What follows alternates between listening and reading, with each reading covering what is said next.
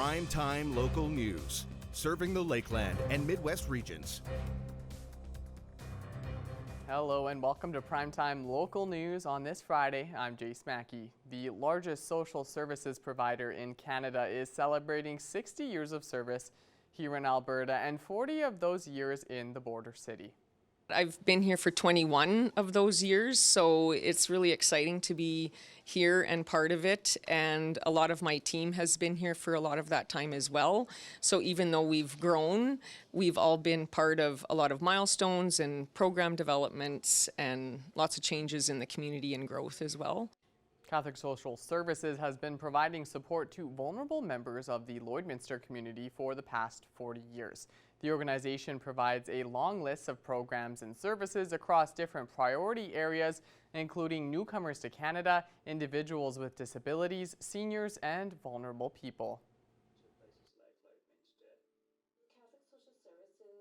It's helping the parents get connected to the community, but helping the students as well know how to make friends, conversation, just basic things that we often take for granted. I can share today on the way here, I got a text from a gentleman. We've been working on getting him a scooter through Telemiracle.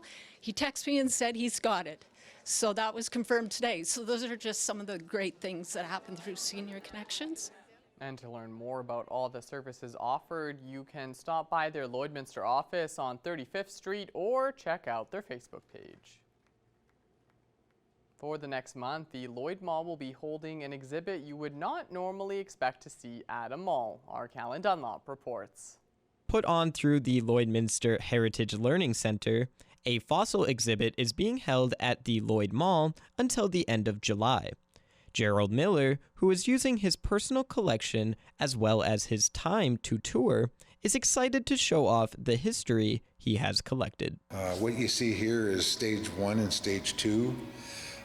This is kind of the beginning. It's about the seas, the 80 million, 100 million year old seas, the fossils of that sea, the transformation of Western Canada moving here off the equator and landing here, digging up the fossils, the dinosaur bones. The exhibit aims to be a place to share stories as well as learn multiple different sides of history. Working with First Nations, for instance, we did Poundmaker here a couple of years ago, and they have their museum out there. And the elders were sitting around, so I did bring some of these artifacts out to see them. That was absolutely powerful for me. Their history and heritage is handed down also. And, they can go way back and tell their stories, and I thrive on that too. It's very interesting stuff. Gerald hopes to extend his time at the Lloyd Mall past the end of July and urges sponsors to come his way in hopes of displaying more of his collection. You can check out the exhibit for yourself during mall hours from Thursday to Sunday. Callan Dunlop, Primetime, Local News. And now it's time for us to check in once again with Shelby Clark for another look at weather.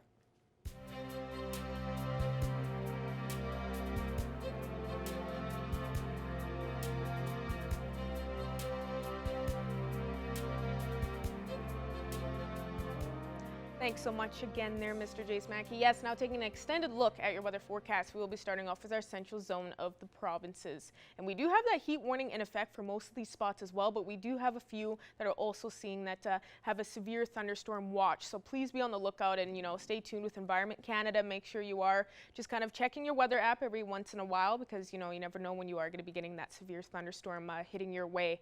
Looking on our Alberta side here in our central zone, we are still looking at those same conditions as what we saw yesterday. We have warmed up in some of these spots as well, as they have slightly cooled down yesterday when they were kind of going even under that 20-degree mark. But now we are seeing those mid-20s getting closer to that 30-degree mark.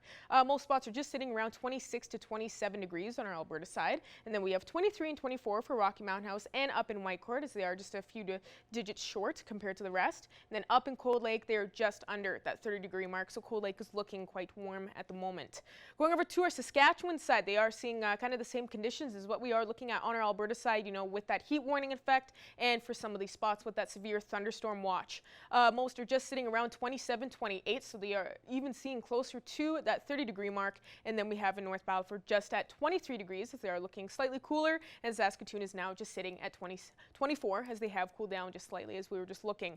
Going over to our northern zone, they have warmed it up as well. They have been actually seeing slightly warmer conditions compared to what we have been seeing in our central zone, and even more so now with South End and Flin Flon now just sitting at 30 and 31. So with that heat warning in effect, please make sure you are staying hydrated and using lots of sunscreen if you can be outside once in a while. Make sure to take a break and go inside with some AC or find some shade. It's always nice. It's always better to keep safe out there. And then we have for the most part just sitting at those mid-20s with 24 for Loche and Buffalo Narrows, 25 degrees up in Uranium City, and Stony Rapids and Wilson Lake are just under that 30-degree mark. Now going back over to our Alberta side here, they have slightly cooled down in some of these areas from what we have been seeing yesterday. They were even seeing with some of these spots just past that 30-degree mark, and now we are seeing close to 30 degrees, but still in those 20s. 23 and 24 for Grand Prairie, Slave Lake, and up in high levels. They are seeing the coolest conditions compared. 25 in Peace River, and then now we are sitting at that 27 and 28 for Fort McMurray and Fort Chipewyan, so still looking quite warm. And going over to our southern zone, they are starting to definitely catch up and warm up and see even slightly warmer conditions than what we are seeing in our central and our northern zone. 31 now in Lethbridge, as they do have that extreme heat warning in place. 29 and 28 in Coronation and Medicine Hat. They also have that same warning, and then we are just sitting at 26 in both Banff and Calgary, as they are just sitting more at those mid-20s. And going back over to our Saskatchewan side here, they are still kind of matching with those conditions as what they have been seeing throughout the week. They were slightly cooled down yesterday, but now they have kicked it up a notch for today as we head into the weekend. And 24 in Swift Current seems to be looking at the coolest condition compared to the rest. We are seeing 27 and 28 in most of these spots, and up in Kindersley, they are now hitting 30 degrees. So please make sure you are staying safe out there and making sure you are staying tuned with what conditions you can expect as we head into our evening and go into our long weekend. Looking at some overnight evening lows tonight for these spots on this list in our surrounding area. We are getting those double digits expected for these areas as well. So a warm night is expected once again as we are seeing those higher daytime highs. We can expect that to happen with our evening lows. We are going to be seeing those double digits with a low of 14 to 15 for Provost and Paradise Hill. A low of 13, Bonnyville and Meadow Lake will be expecting. And Isla Cross will be expecting a low of 12. So expecting a very warm night tonight. Please make sure you are using that AC if you need, because we are expecting a warm night. And Meadow Lake is the only spot on this list with a high chance of a thunderstorm around in the evening later on. And looking at our hourly forecast for our Saturday here in the Border City, we kind of are seeing a switch up in this graph here as we are kind of hitting our daytime high at 25 during the afternoon, and then we will cool down slightly by a few digits where we kind of go on through the day. And as we hit the evening, we will be warming up once again to 25 and cooling down slightly a little bit more than what we have been seeing, because on Sunday we will be looking at that 16 and 17 on Monday. So we will be starting off next week and ending off the long weekend on a cooler note, which will be a nice break. We are expecting a thunderstorm tomorrow in the afternoon, so that's probably why we start to cool down a bit. So please make sure you are staying tuned and just staying safe out there. We never know what crazy conditions we can expect, and then we will be warming it back up to those scorchers later on next week. And that's all I have for now. RJ Smacky, we'll have more news coming up after the break.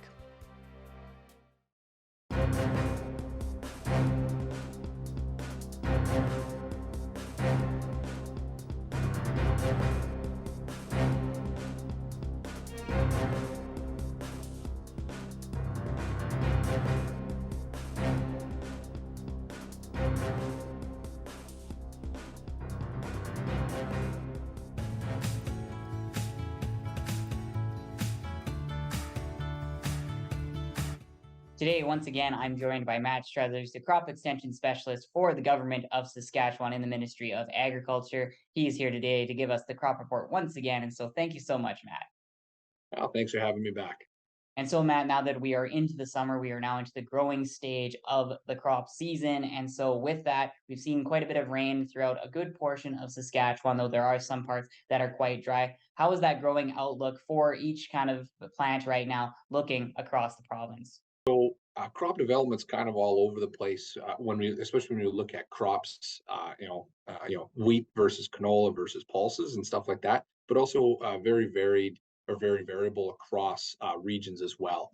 We all know that, seeding was quite delayed this year, especially in the south. Usually we get rolling in April. We didn't get rolling until May, and we were starting the same time that the north was getting started, and they were early. So crops are kind of going through this kind of funny thing where in the north they're farther ahead due to the extra time they've had to grow, whereas down in the south, especially the southwest and west central regions where it's drier, and then other pockets of the province that are drier, we're seeing crops that are more advanced due to that heat and that dryness, causing stress there. So they're currently looking pretty good. A larger portion of crop was for winter cereals, spring cereals, oil seeds, and pulses were rated to be ahead of their development compared to last week.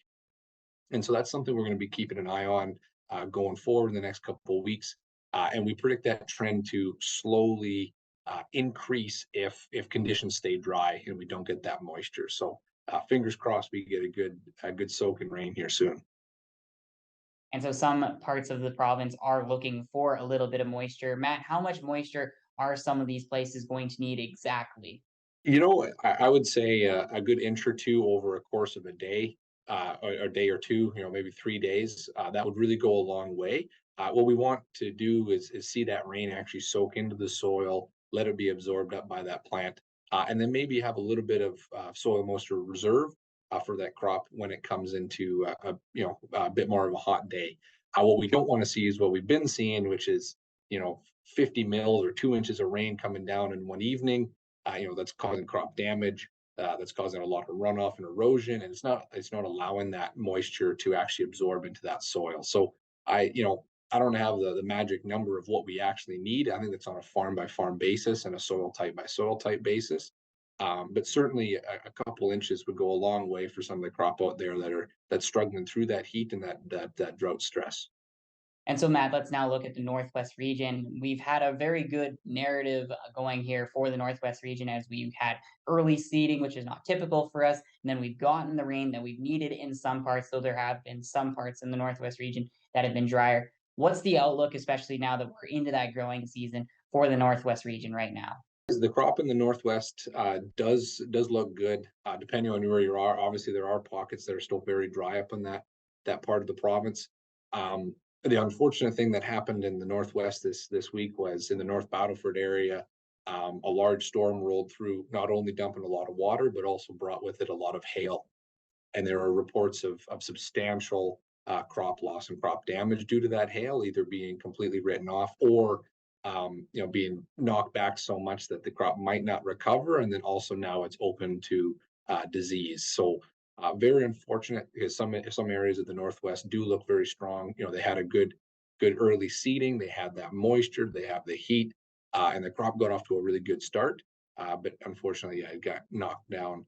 I would still like to see a bit more moisture up into the Northwest. It is starting to get drier. Those hot, dry days with those windy days really suck the moisture out of the soil and put a lot of stress on those plants. So it'd be nice to see that moisture continue up in that region as well. And so, Matt, of course, hail is a very big problem for crop producers. But what other weather effects and problems have been hitting other farmers throughout the province as well? We'll look at pests once again. You mentioned grasshoppers in previous weeks. Are there any other pests as well that are causing problems for farmers here in Saskatchewan? So there's a few other spots in the province that got hit hard with hail. I know the Prince Albert area got hammered the same time as the North Battleford. It did hail down here. I know Moose Jaw and the Moose Jaw area got hail, but what we're hearing right now is that it was very small hail, and it might not have attributed to a lot of crop loss, and it might have a bit of damage, but it's not going to be completely written off or anything like that. So that's a very positive thing to see. That it's not all severe; that there are some minor damage crops, and some people were able to escape that. And then grasshoppers. Yeah, we've been talking about grasshoppers for the past 2 years as well, and their population is once again very high. And producers are doing their best to keep that pressure down and keep the damage on their crops as low as possible, so they can just give that crop the best fighting chance. Additional pests out there would be gophers. Sorry, they've come up with a fury as well. Again, their population's been high in the last couple of years, and that trend's unfortunately continuing. So Producers are doing their best. And then lastly, producers will have been applying fungicides to keep ahead of any disease out there, especially Fusarium head blight in their cereals. Since we've been getting that, that heavy localized rain with these really hot days, that does commute the humid conditions that disease enjoys, and especially there are some crops that are getting to that vulnerable stage. So producers will be out there keeping an eye on that, and hopefully fingers crossed, we don't run into too many more issues. Thank you so much for the crop report, Matt, and we will definitely talk to you again real soon. Sounds good. Thank you very much.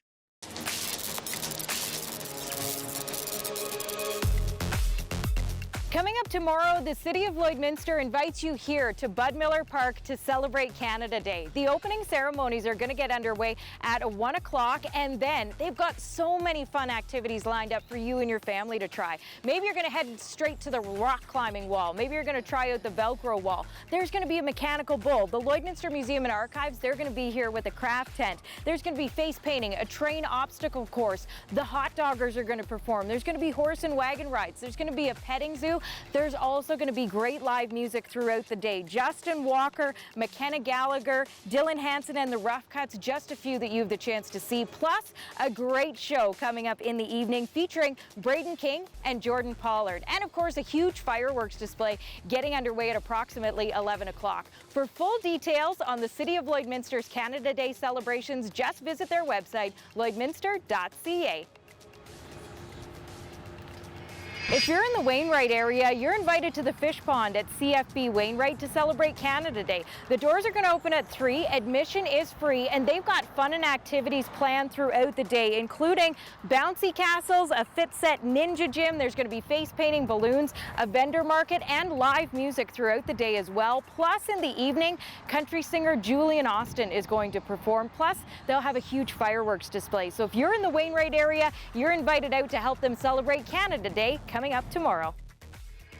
And coming up this Sunday, July the 2nd, it's a Sandy Beach Summer Market. You can head out to Sandy Beach and you'll have the opportunity to see local artisans and businesses. There's going to be a kids zone, there's going to be live music, a food zone, and so much more. For all the details, sbmarket.ca. Well, whatever you choose to do this weekend, we hope you stay safe and stay healthy.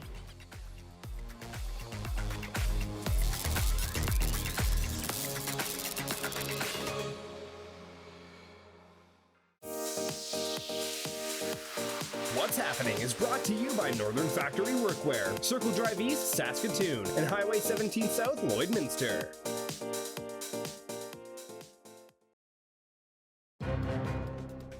Furniture set and design supplied by Furniture Gallery, downtown Lloydminster. TGIF. Thank you to everybody for joining us for this week's entertainment panel. We are actually not in studio, unfortunately, for this week, but that's okay. We'll make do with what we got. Yes, exactly. Yeah, and we got a little bit something new for our panels coming up here, but we'll get a little bit more into that. But we got some good topics on the go for this week. Very excited for people to see it. Very excited. We'll be getting there soon. But starting off, we have a topic that a lot of people are kind of speaking about online right now. People are very excited for, especially for the community show fans out there. And we all know that we spoke about this before. We have a movie that's going to be coming out soon. But the biggest news right now is Donald Glover is going to be coming back. Yes, it's very exciting. Joe McHale, he confirmed on the Let's Talk Off Camera with Kelly Ripa podcast that Donald Glover will be reprising his role. We actually have some more topics, but we are actually going to throw it to us in the local May Cinema 6 to be able to speak about what's playing this week in theaters. So let's go check it out. We are here at May Cinema 6 for the first time here locally in one of the theaters to speak about some of the local movies that will be coming out each week. So we're really excited to be here. Yeah, it's going to be a good little change up, and it kind of adds, you know, a local aspect to what we do, and it informs everybody who may not know what's out, what they have released. So I think it's perfect. And for this week, we got some good ones coming out here that people can come catch in their local May Cinema here in Lloydminster. So first off, we have Indiana Jones Jones and the Dial of Destiny. Yes. Harrison Ford is back as the main character, the daredevil archaeologist, and he has a race against time to retrieve a legendary dial that can change the course of history. And it's accompanied by his goddaughter, so she kind of follows in his footsteps, and you know, they have to find this Dial of Destiny before this former Nazi who works for NASA gets his hands on it. So I think this is going to be really good. Another installment in the Indiana Jones series. Of course, Harrison Ford still got it. Yeah, he's still looking good. So it's starring Harrison Ford, Phoebe Waller-Bridge, and Mads Mikkelsen, who is fantastic, I think. So I think this is going to be on par for all the other Indiana Jones movies, and just, you know, and it kind of almost passes the torch with his goddaughter. So exactly, it should be a good one, and that releases June 30th, which is today, which is very exciting. Very exciting. And for any Fleabag fans out there, I think they're going to be really excited to see Phoebe in another role. And this is, like, you know, a huge franchise to be in. So I think that's going to be really good. And then we got another movie that's coming out this week, of course, and this is coming out today as well. We have Teenage Kraken, Ruby Gillman. So this is an animated movie, and it looks really cute so far. Yes, it's by DreamWorks Animation, so you know they're reputable. I mean, they have classics upon classics. So yeah, this follows, it's an animated movie, and it follows a shy adolescent, and she comes to learn that she's from a fabled royal family of legendary sea krakens, and that her destiny lies beneath the sea. So that is, I think it's a really unique idea. I think it kind of touches on the Little Mermaid, almost kind of reverse Little Mermaid. I think that, you know, DreamWorks puts out a lot of great animated movies. So I have high hopes for this, and it's starring some, you know, known names: Annie Murphy from Schitt's Creek, Sam Richardson, Toni Collette, who's a legend, and Sam Richardson and Will Forte. So I think it's a great cast, not too stacked, but you have some notable names in there. So I think this could be a possible another win for DreamWorks. Yes, I think it's going to be a cute one, and people need to come and catch that one. You know, that sounds like a nice family-friendly movie. In case you might not want your kidlets to go watch Indiana Jones, you got another option. So that's really good. We got some good movies coming here at May Cinema 6, so please make sure to come check them out, get your tickets soon, and enjoy it. But I think that's all the time we have for this week's entertainment panel. So thank you so much for joining us in studio and here at May Cinema 6 Local Theater. Have a great weekend. Ending off with another quick look at your 7-day forecast. Be prepared for another scorcher tomorrow, but we also will be seeing a strong morning thunderstorm and maybe another one later on in the afternoon. So please make sure to stay tuned. We may have some hectic conditions this weekend, and then we will be cooling down for the last half of this long weekend with 16 and 17 Sunday and Monday. Be prepared. We hopefully will be getting a lot more precipitation, kind of help balance things out with these dry heat conditions. And then we will be starting to warm it back up starting on next Tuesday with 21 hitting those 20s once again, and we'll be warming up slowly as we go out through the week with 23 on Wednesday and almost even reaching that 30-degree mark on Thursday, and then we will be seeing those 20-degree marks again as we pass by Thursday, so be prepared and have that sunscreen and water ready. Amazing. Thank you so much for that, Shelby. Thank you all for joining us for this edition of Primetime Local News. Have a great long weekend. Stay safe. From all of us here at Primetime Local News, happy Canada Day, and we'll see you back here again on Tuesday.